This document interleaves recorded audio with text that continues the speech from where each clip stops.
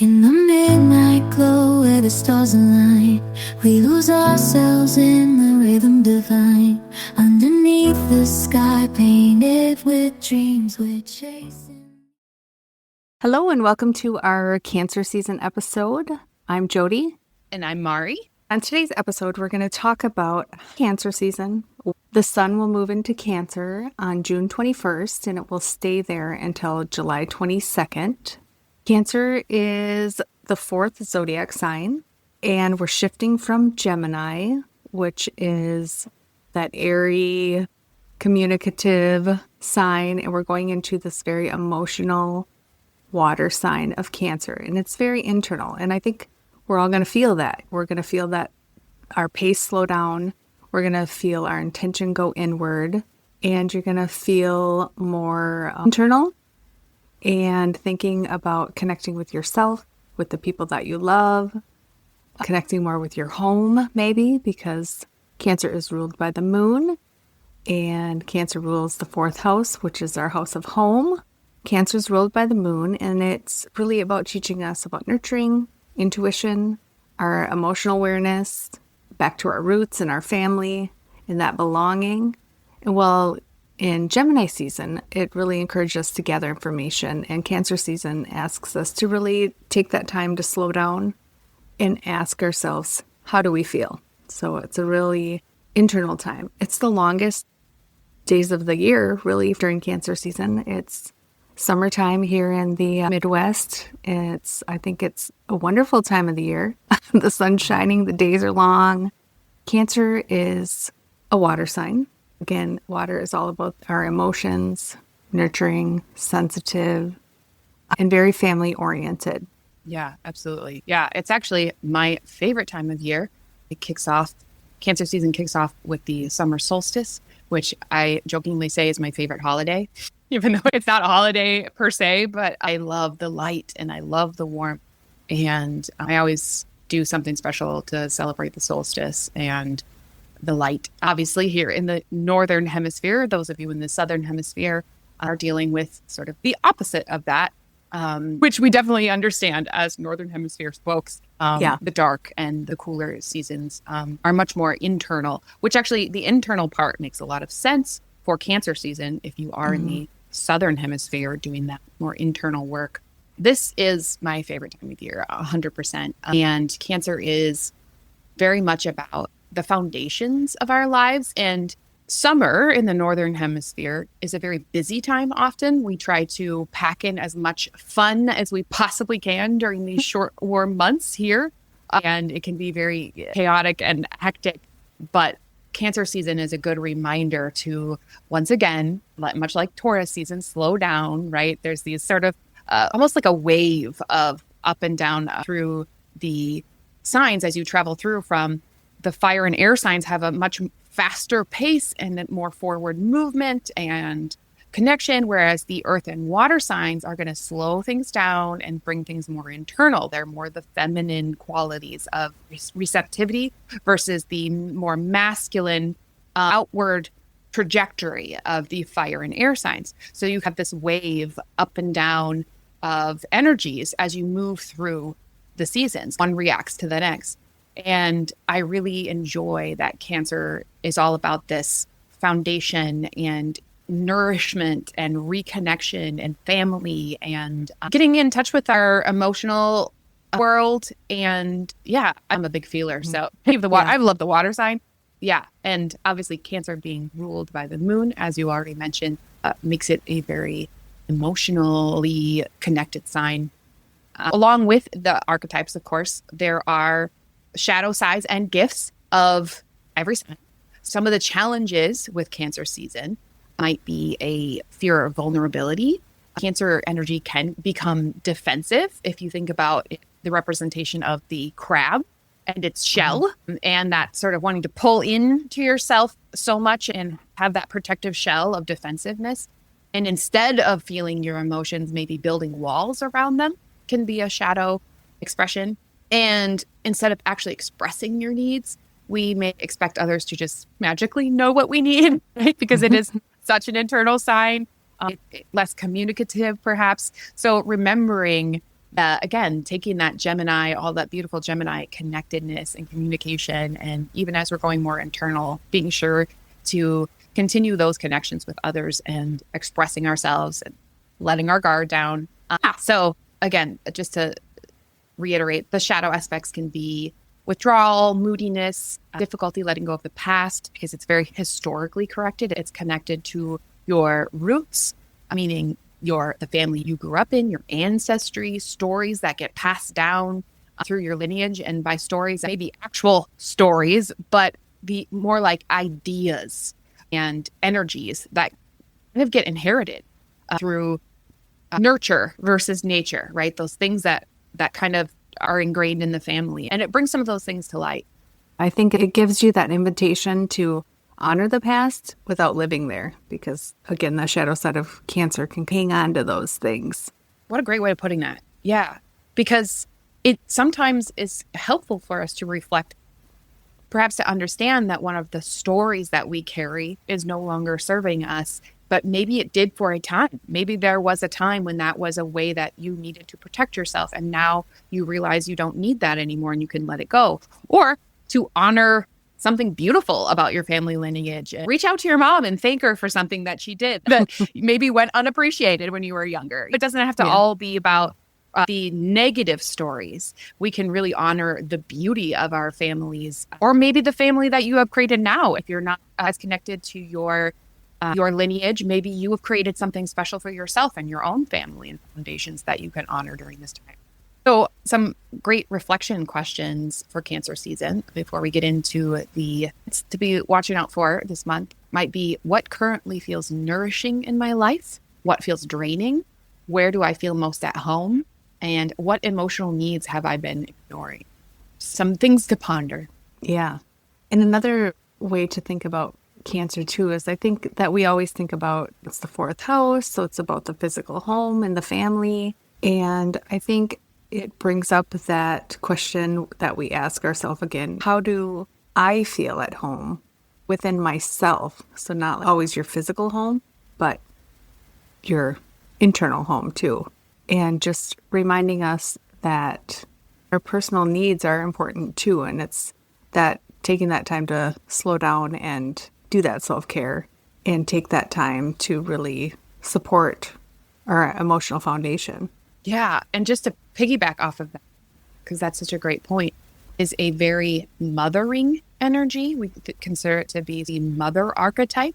And I personally have Cancer in my 7th house. I'm a Capricorn rising, so Cancer rules my 7th house. And what I realized later in life, after experiencing multiple relationships, is that I was projecting and looking for that type of mothering from others, from my relationships, that nourishing and mothering, just being an archetype. Obviously, I was in a relationship with men, but I was looking for take care of me and love me and nourish me and all of that. I wanted that, protect me, all of those things. And what I realized is that's putting so much pressure on someone else to fulfill all those things for me. And what I have now come to is that I embrace the Cancer within myself and mother myself. I give myself that nourishment and care and when I need it, and I take care of myself and I ask myself these questions. Therefore, no one else has to. I'm not projecting that onto someone else. So even if you struggle with the mother archetype in your life, you can self-mother, you can nurture yourself and give that gift to yourself. Yes, I love that. All right, let's move into finding where Cancer is in your natal birth chart. So grab your chart, look and see what house Cancer is in. And then we're going to go through the houses and give you the themes and what will be helpful in helping you during this Cancer season. Yes. And just as a reminder too, if you are using a house system that doesn't have equal houses, like Placidus, for instance, Jody and I both have a tendency to lean towards, you may have Cancer ruling more than one house. So check your chart and you might have a couple of these. Cancer in the 1st house. If you have Cancer ruling your 1st house, you naturally move through life in a sensitive, intuitive, and emotionally aware way. You tend to experience life through your feelings and may have a strong instinct to protect yourself and those you love. And during this Cancer season, what might be coming up for you Cancer season shines a spotlight on your identity, your physical body, your appearance, and personal direction. You may feel called to slow down and check in with yourself rather than focusing on everyone else's needs. Questions around self-care, authenticity, and emotional well-being may become more prominent for you. Working with this Cancer energy in the first house, you really want to just honor your feelings and trust your instincts. All right, and a reflection question that you might want to ask yourself is, what do I need to feel more at home within myself? And we kind of talked about that already.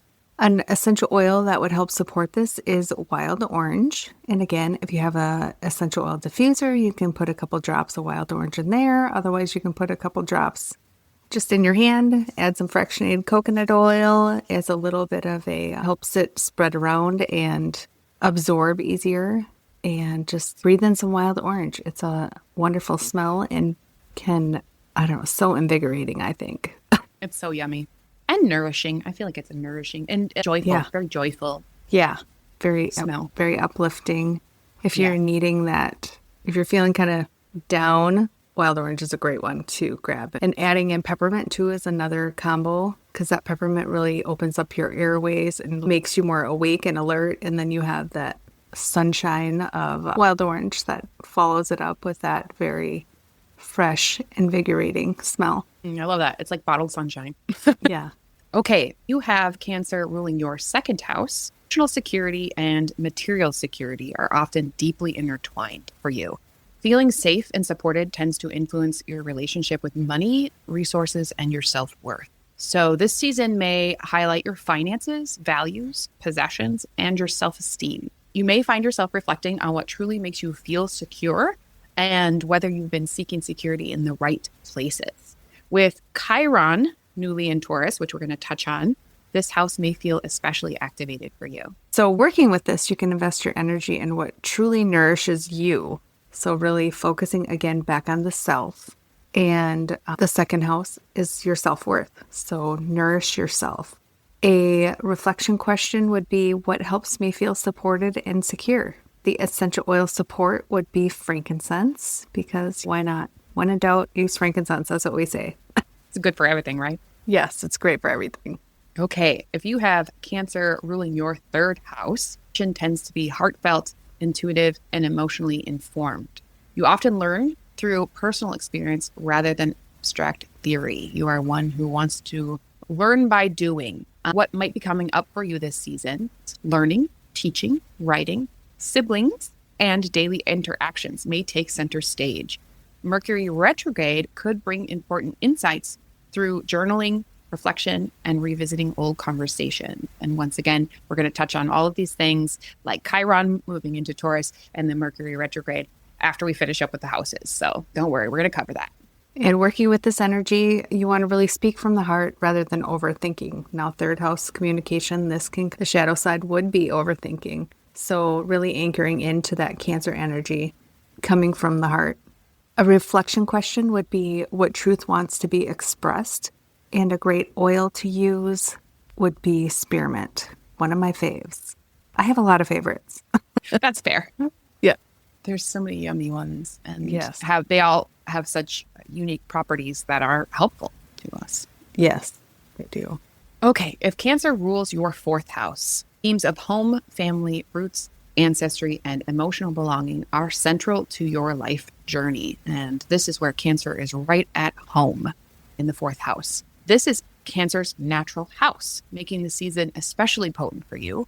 Home, family dynamics, living situations, emotional foundations, and ancestral healing may all become important topics. Basically, Cancer season topics are extra highlighted for you because this is the house that is home to Cancer and the moon.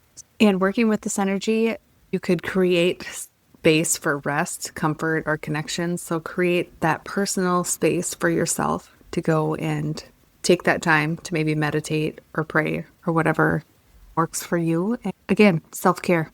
A reflection question is, what makes me feel truly at home? And the essential oil blend is Serenity. Serenity is a doTERRA blend that has lavender in it. It also has Roman chamomile. So it's a very calming and really relaxing, but yet grounding oil that can just help you get into that comfort relaxation zone. If you have Cancer ruling your fifth house, romance, play, and self-expression often carry deep emotional meaning for you. And what's important here is that for you, joy is not superficial. Joy is nourishment. All of those things, creativity and play, very nourishing to your soul. So what might be coming up for you? You may feel called to reconnect with hobbies, creativity, romance, children, or activities that help you feel alive and inspired. And working with this energy, you're going to want to take the time to play or get creative.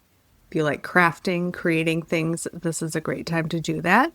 A reflection question would be, what lights up my heart? And an essential oil blend would be doTERRA's Passion Blend, which this is a blend of essential oils that really kind of help us, support us in bringing back that passion and that joy if maybe you're not feeling it, and getting into that creative side of yourself.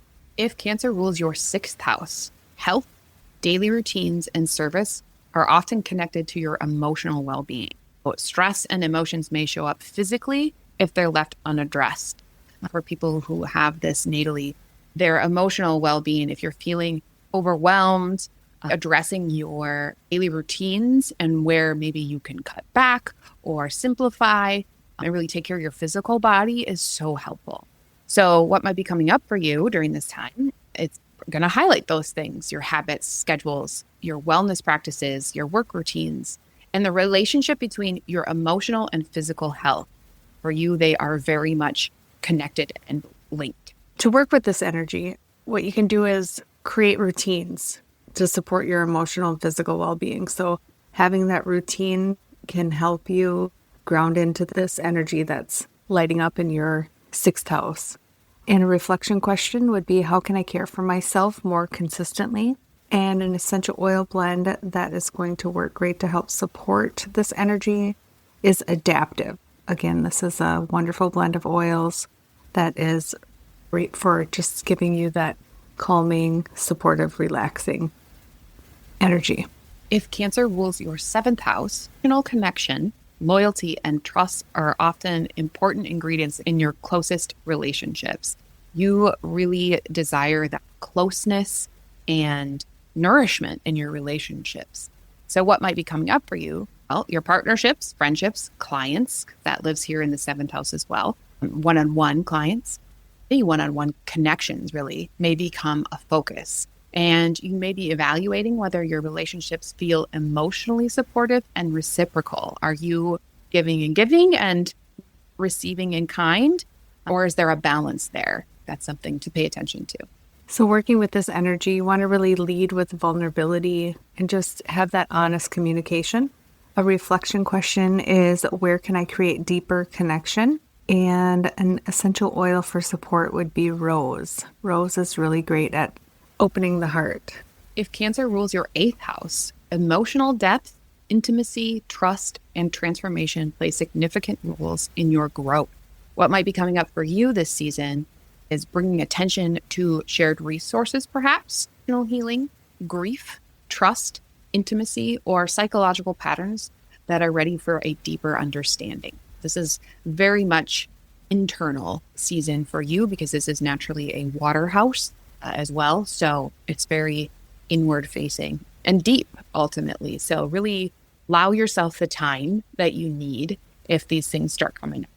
And to really work with this energy, like Mari already said, you just really want to allow yourself to feel rather than stuff those feelings down and suppress. Just give yourself that emotional support to just feel it, move through it. And a reflection question to ask yourself would be, what am I ready to release? An essential oil blend that would support this is the Forgive blend. And just to end cap the eighth house, often what we deal with in the eighth house can be a lot. And especially if you are wanting to really allow yourself to feel that deeply, if something big is coming up for you, if you're really addressing something, I would encourage you not to do it alone. Allow yourself to feel those feelings, but make sure that you're doing it in a place that is safe, perhaps with a counselor or a therapist or a trusted friend, somebody who can hold you through that. even though it is very internal work, if you're really going through it and allowing yourself to feel big, make sure that you have safety around it as well. And nourishment from others during that can be really helpful. Being able to talk it out with. I just wanted to add that in. Okay, if Cancer rules your 9th house, your beliefs, spirituality, and worldview are often shaped by emotional experience and personal wisdom. This lends more towards an intuitive way of connecting with spirituality. What might be coming up for you this month? Travel, which could be fun, education, spirituality, teaching, publishing, or big picture life questions may be highlighted, all very 9th house topics. You may find yourself reconsidering beliefs that no longer feel aligned, and just allow yourself to move through that. And Gemini season taught us to stay open and curious, right? So that will help you as you move through this Cancer in the 9th. Yes. And working with it, you want to just trust where life is guiding you. A reflection question to ask yourself is, what new perspective is calling me forward? And essential oil for support is peppermint. If Cancer rules your 10th house, your public role, career, and legacy often involve caring for, supporting, or nurturing others in some way. No matter what your career role or public role is, somehow there's this want or desire to nurture and care for others. So what might be coming up for you? The Capricorn full moon will be especially important here. Questions around career, purpose, visibility, leadership, and long-term goals may arise for you to consider. Working with this energy, you want to really align your success with what feels meaningful. So what lights you up? And then a reflection question would be, what am I building that truly matters? Essential oil blend for support would be doTERRA's Motivate blend, which supports exactly what it says. helps keep us motivated. All right. If Cancer rules your 11th house, friendships, community, and collective belonging are often deeply important to your sense of purpose. So what might be coming up for you this season is highlighting friendships, networks, group involvement, and long-term dreams for your future. And because of the intuitive nature of Cancer, you may have some intuitive sort of hits or downloads about involvement and networks and friendships and those dreams. In working with this energy, you want to spend time with people who feel like home. We all have those friends or partners that just really feel like home and are comforting and nurturing and supportive. And a reflection question to ask yourself is, who supports that future I'm creating? And essential oil support would be doTERRA's Citrus Bliss blend. And finally, if Cancer rules your 12th house, your emotional life often runs deep beneath the surface. Solitude, spirituality, intuition, and inner healing are essential for your well-being. You definitely need time to yourself to process, to go inward. That quiet time, that alone time, that's when you really connect with it. That spiritual intuition, really in solitude, ultimately. So what might be coming up for you? Cancer season may feel quieter and more introspective. Dreams, intuition, spiritual insights, and subconscious patterns may become more noticeable. So get your dream journal out. And if you have any of those intuitive insights, it's great to get them written down. And Mercury retrograde may bring particularly meaningful inner revelations for you. And again, we're going to touch on that later. Ultimately, I talked a little bit about when we did the episode of following the sun through your chart. When the sun moves through my 12th house is right around the holidays, Christmas holidays, and it's a very inward time for me. So again, similar thing here. If you live in the Northern Hemisphere and it's summer and things are crazy and busy, and you might be thinking like, why do I not feel like going to all of these events and picnics and whatever it might be, this festival and this thing? Because the sun is moving through your 12th house, and it's okay to honor that and that need to go inward and spend more time at home or just with yourself. No need to feel ashamed of wanting to say no to plans. I just wanted to highlight that because the 12th house is often when the sun moves through there and highlights that area, it's often a very introspective time, and you just tend to want to say no to plans. Yeah. And working with it is exactly what you just said, just really slowing down, listening to your inner wisdom and asking yourself, what is my intuition telling me? An essential oil support would be lavender.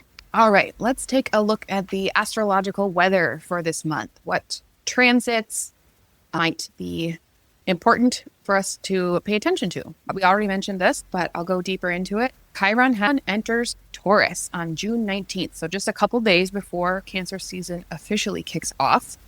And Chiron has been in Aries for almost 8 years. So this is a pretty major collective shift for everyone. So over the past 8 years, Chiron in Aries has been helping us heal our wounds around, because remember, Chiron is the wounded healer. It shows us where we may be carrying wounds, but as we address them, and Chiron really helps us address them, work with them, and heal, and then be able to stand in that place for other people and say, I've been there and I understand, and how can I help? It's the wounded healer. It embodies both of those things. We've been focused on healing any wounds we may have around our personal identity, courage, our independence, authenticity, and the right to exist as ourselves, as our authentic selves.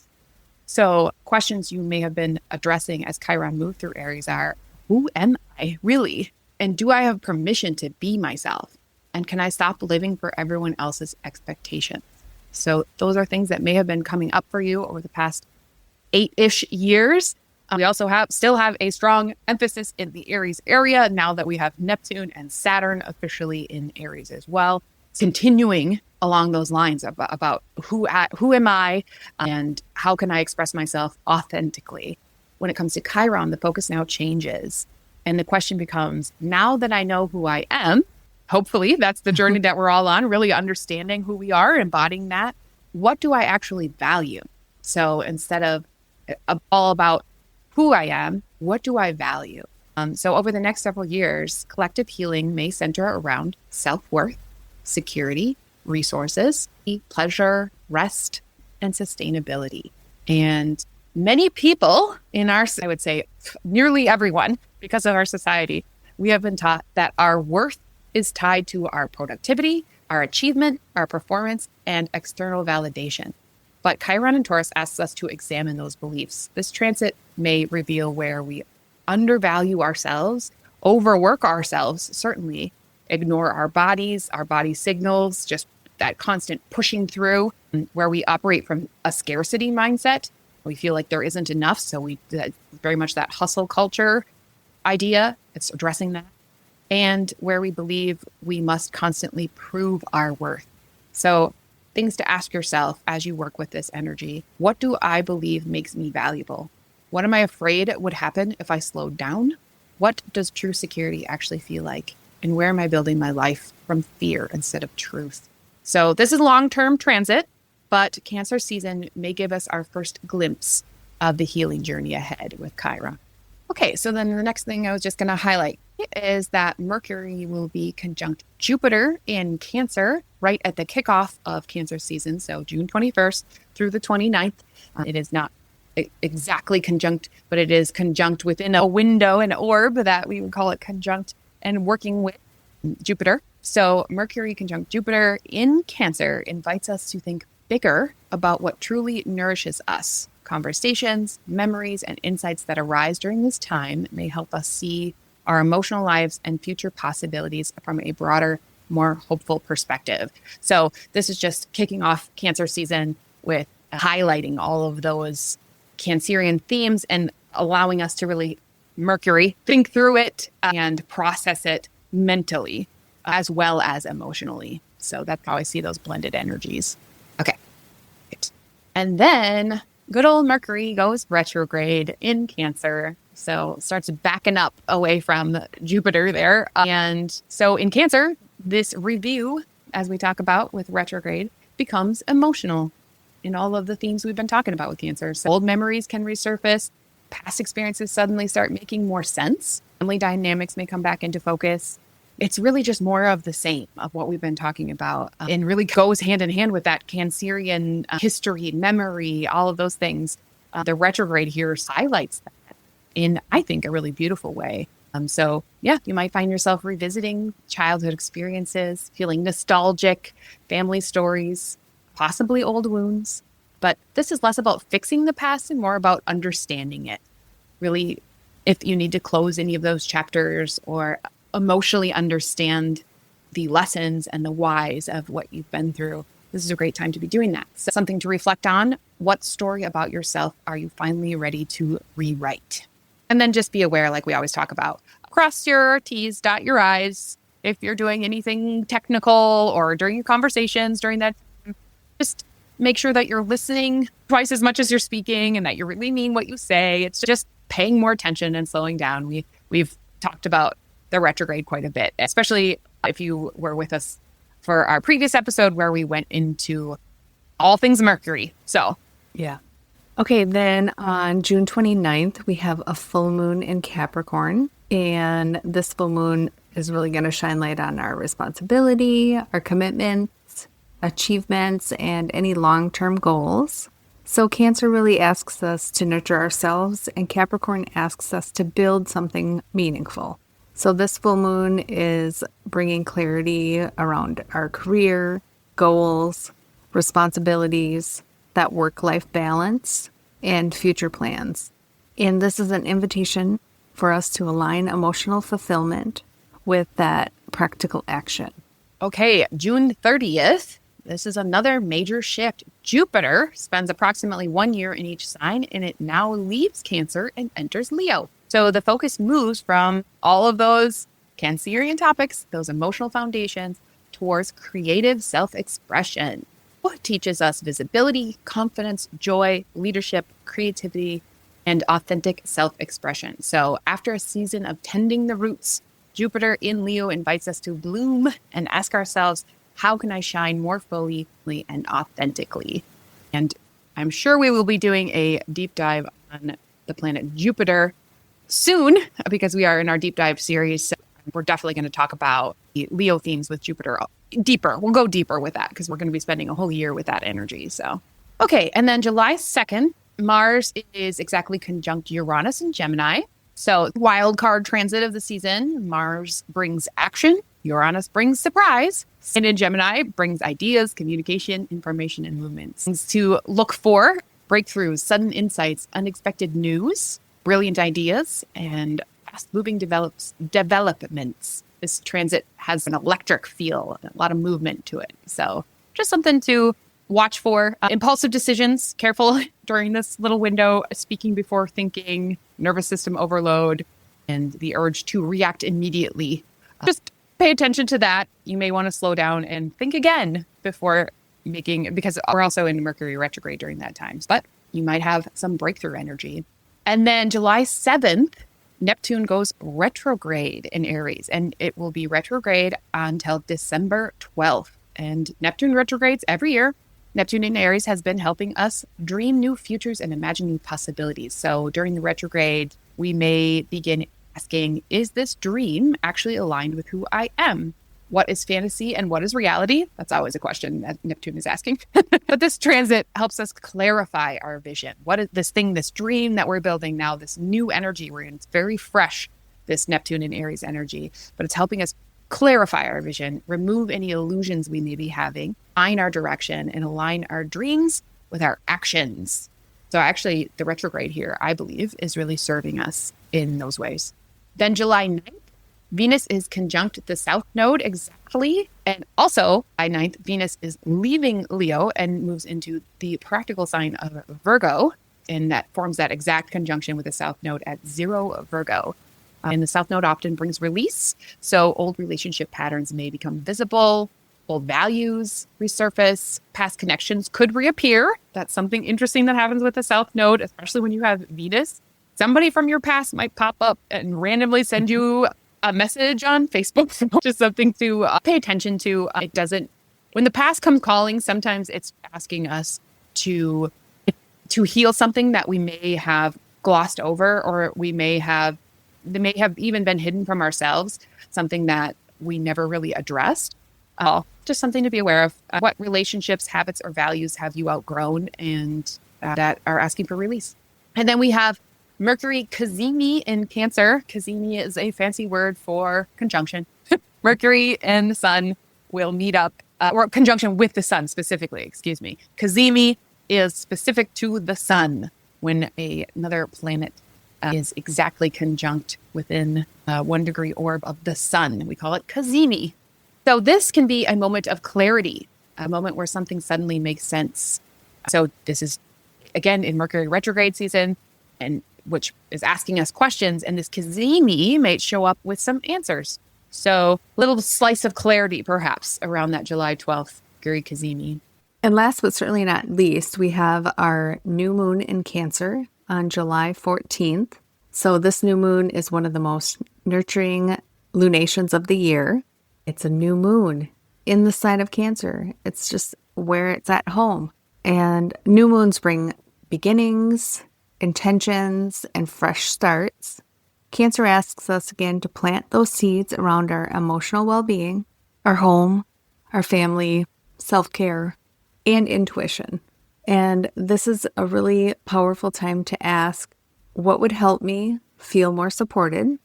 And what kind of life feels like home to my soul? All right. And that sort of wraps up our transits for the season, at least the ones that we highlighted. Of course, there's many more things you could get into, all the different aspects and such, but we try to keep it a smaller window of things to focus on. Otherwise, it gets to be just too much. We'll just wrap up with some practical ways to work with Cancer season for everyone, no matter your placement, just things to focus on this month. The main thing ultimately is start paying attention to your energy, not just your to-do list. Notice what leaves you feeling nourished or depleted, what people energize you, what situations constantly drain you. One interesting thing to do, even just for 1 week, try checking in with yourself at the end of every day and ask, what gave me energy today and what took energy away?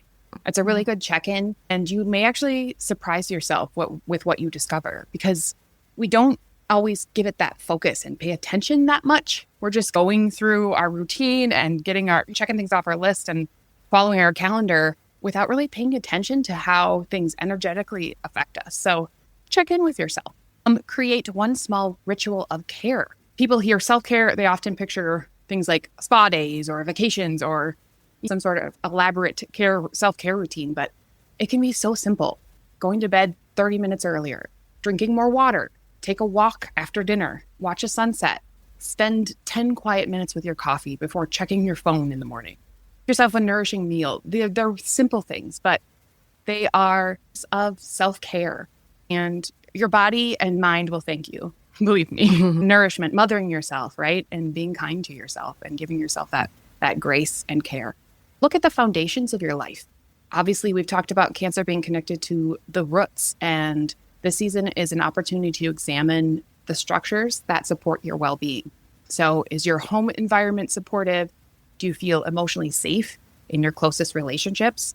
Do your daily routines support your overall health? And are you spending time on what truly matters to you, or simply what you think is expected? So great things to think about, and notice where you are running on empty. So many of us are excellent at giving our time and energy in support of others, but often struggle to accept and receive that same support in return. It can be hard to be on the receiving end of care. So notice where you are constantly giving, and where do you struggle to ask for help, and where are you trying to carry everything alone? Sometimes strength looks like allowing yourself to be supported.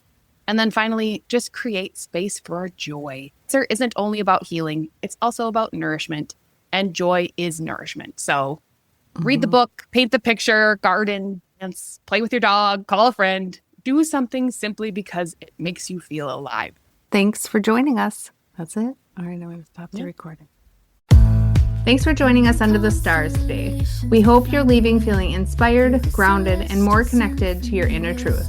And if you loved this episode, we would be so grateful if you would subscribe, leave us a review, and share it with someone you love. If you're ready to explore your soul's path through psychological, evolutionary astrology, and personal astrological coaching, you can find Mari at yoursoulpurposeastrology.com or follow her on Instagram and Facebook at Your Soul Purpose Astrology. And if you're ready to illuminate your birth chart and explore how essential oils can support your emotional and energetic alignment, You can find Jody at earthandskyessentials.com or at Earth and Sky Essentials on Facebook and Instagram. And remember, your soul is always guiding you. The magic starts within.